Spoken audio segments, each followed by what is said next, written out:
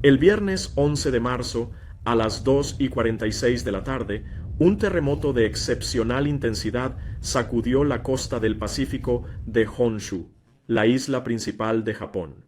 A las 3:36 de la tarde, menos de una hora después del terremoto, un tsunami arrasó la costa. Las olas llegaron hasta 10 kilómetros tierra adentro. El resultado: más de 20.000 personas muertas o desaparecidas, ciudades destruidas, puertos y tierras devastadas. Las centrales nucleares también se vieron afectadas, una en concreto, la de Fukushima Daiichi. Fukushima Daiichi se encuentra a 250 kilómetros al noreste de Tokio. La central nuclear tiene 6 reactores, cada uno de ellos puesto en servicio sucesivamente durante los años 70. Las unidades 1, 2 y 3 funcionaban a plena potencia. El núcleo de la unidad 4 estaba descargado. Las unidades 5 y 6 estaban en parada fría. Los reactores de Fukushima tienen una tecnología diferente a la de los reactores de agua a presión construidos por el operador francés EDF. Son reactores de agua en ebullición llamados BWR. Decimos reactor porque el calor del núcleo se produce por reacciones de fisión. Agua en ebullición porque el agua que elimina el calor del núcleo se convierte en vapor y el vapor va directamente a la turbina. La turbina acciona el generador que produce electricidad. Después el vapor se condensa con la ayuda del sistema de refrigeración por agua de mar, vuelve al núcleo. Un reactor de agua en ebullición tiene un único sistema que combina agua de alimentación y vapor. El núcleo está compuesto por elementos combustibles que contienen uranio. Está controlado por barras de control introducidas desde la parte inferior que pueden detener las reacciones de fisión en caso de emergencia. La fisión de los núcleos de uranio produce átomos radiactivos que, a su vez, producen calor y éste sigue produciéndose incluso después de la parada del reactor. Esto se denomina calor residual. Mantener el combustible confinado y refrigerado es una cuestión de seguridad importante. El combustible está aislado del entorno por diferentes barreras de contención, como las famosas muñecas rusas. Una primera barrera, el revestimiento del combustible de aleación de circonio. Una segunda barrera, la vasija de acero del reactor, en combinación con sistemas de refrigeración por vapor y agua. Por último, la tercera barrera, el edificio de contención de hormigón con un revestimiento de acero estanco. El combustible se mantiene bajo el agua, tanto en el reactor como en la piscina adyacente, donde se descarga el combustible gastado. La piscina está situada en la parte superior de la vasija del reactor para facilitar el traslado del combustible bajo el agua. Cuando el terremoto sacudió la costa, los sensores sísmicos activaron la inserción de las barras de control. Aunque las reacciones de fisión se detuvieron, hubo que eliminar el calor residual. Se perdió el suministro eléctrico externo y los generadores diésel de emergencia tomaron el relevo automáticamente. Suministran electricidad a los sistemas de reserva necesarios para la refrigeración del núcleo. En los reactores 2 y 3 se trata de una turbobomba. El vapor generado por el reactor acciona la turbobomba que introduce agua en la vasija del reactor. El vapor se condensa en la piscina de supresión de la fosa húmeda dentro de la contención. En el reactor 1 no había turbobomba, sino un intercambiador de calor que condensaba el vapor de la vasija del reactor. El agua condensada se reintroducía en la vasija del reactor por gravedad. Este intercambiador de calor proporcionó la refrigeración del núcleo por convección natural durante más de 10 horas. Hasta entonces, todo parecía bajo control. Sin embargo, el reactor 1, debido a un enfriamiento excesivo, obligó a los operadores a aislar temporalmente el intercambiador de calor en cumplimiento de los procedimientos operativos. La ola del tsunami llegó menos de una hora después del terremoto. Las olas sobrepasaron el dique, inundaron las partes bajas de los edificios e inutilizaron los generadores diésel de emergencia. En el reactor 1, el operador no pudo reactivar el intercambiador de calor. El núcleo dejó de estar refrigerado. sería el primero en fundirse. En las unidades 2 y 3, las baterías seguían funcionando. Accionaban algunas válvulas. Las bombas accionadas por turbina funcionaron durante casi 24 horas y luego se pararon. Los núcleos ya no estaban refrigerados. El escenario de la fusión es casi el mismo en los tres reactores, solo cambian las fechas. El agua de la vasija del reactor se evaporó. El combustible quedó al descubierto. Calentado hasta una temperatura de 2300 grados centígrados, el combustible se fundió y se mezcló con los materiales de la estructura para formar un magma llamado corium. El corium fluyó hasta el fondo de la vasija del reactor. Según las autoridades japonesas, perforó la vasija del reactor antes de caer sobre la base de hormigón del interior de la contención. ¿Qué cantidad de corio cayó? ¿A qué profundidad erosionó el hormigón? ¿Perforó el revestimiento de acero? Aún hoy no es posible saber más sobre el estado del corio en los tres reactores. Al mismo tiempo, todavía en la vasija del reactor, el vapor estaba cargado de elementos radiactivos e hidrógeno. Para explicar este fenómeno, echemos un vistazo a las primeras etapas de la degradación del combustible.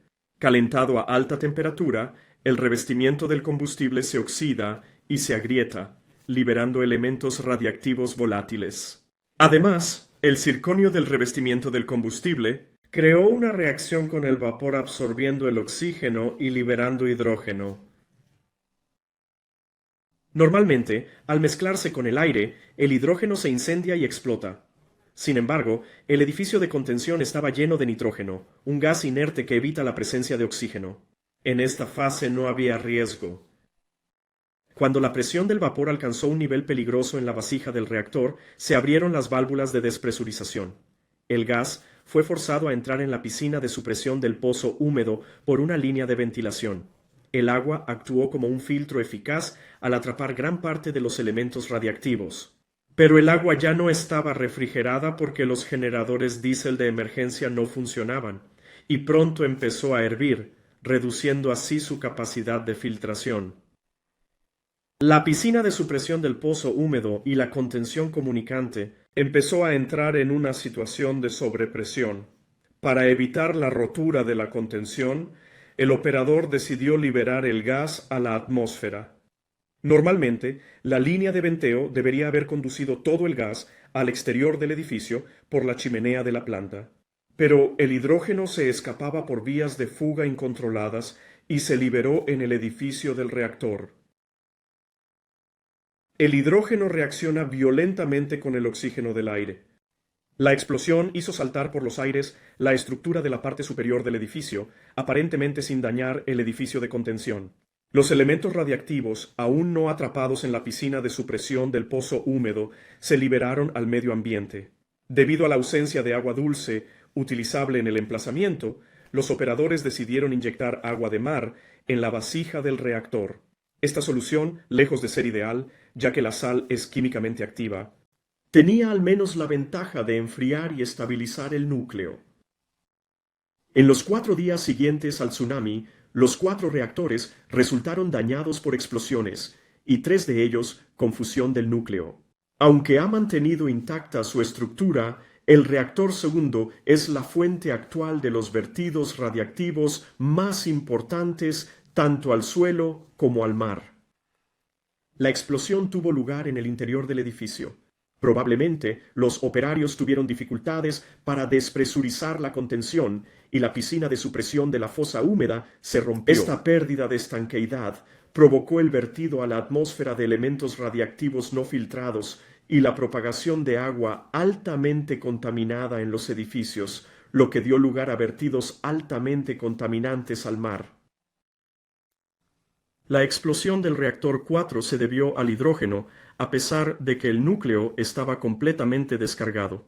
El hidrógeno procedía del reactor 3 a través de una tubería de unión. Las piscinas de almacenamiento de los reactores también eran motivo de gran preocupación porque habían perdido sus sistemas de refrigeración y además no estaban protegidas por ninguna contención. En la piscina había muy poco combustible gastado. Sin embargo, había mucho más en las piscinas 2, 3 y 4, especialmente en la 4, que contenía el equivalente a los 3 núcleos. En las 3 piscinas, el agua empezó a hervir y, sin la ayuda in extremis de agua fría procedente de helicópteros y de una manguera de incendios, el combustible gastado habría provocado una considerable liberación radiactiva al medio ambiente. Poco a poco la situación empezó a estabilizarse. A finales de marzo del mismo año, el agua dulce había sustituido al agua de mar. En julio, el sistema de refrigeración del reactor volvió a funcionar en circuito cerrado, evitando así vertidos de agua contaminada al medio ambiente. En diciembre del mismo año, las autoridades japonesas declararon oficialmente que la central nuclear había alcanzado el estado de parada fría, expresión utilizada cuando el agua de refrigeración ya no se evapora y permanece líquida por debajo de los 100 grados centígrados. Esta crisis nuclear fue gestionada por hombres que trabajaban en condiciones extremadamente difíciles, aislados del resto del mundo, sin noticias de sus familias tras el tsunami, sin suministro eléctrico, amenazados por la radiación, lucharon con todas sus fuerzas para enfriar los reactores, intentando hacer funcionar de nuevo, en vano, los sistemas de reserva o utilizando medios improvisados. Tras esta carrera contrarreloj para enfriar la central, siguió un año en el que unos 20.000 trabajadores se sucedieron tratando de recuperar el control de la planta, en primer lugar, reforzando el dique contra otro tsunami, cartografiando la contaminación del emplazamiento, despejando todos los accesos, inmovilizando el polvo radiactivo, tratando y eliminando el agua contaminada, y evitar nuevas emisiones radiactivas. En los próximos años, el reto consistirá en retirar el combustible gastado de las piscinas para su almacenamiento definitivo en depósitos de residuos radiactivos. Y finalmente, a largo plazo, bajo la mirada crítica de los expertos internacionales, la cuestión dará paso a un desafío: retirar el combustible fundido de los 3 reactores dañados y desmantelar el emplazamiento. Como vemos, a los japoneses les espera una tarea ingente, una tarea que comenzó en marzo de 2011 y que durará varias décadas.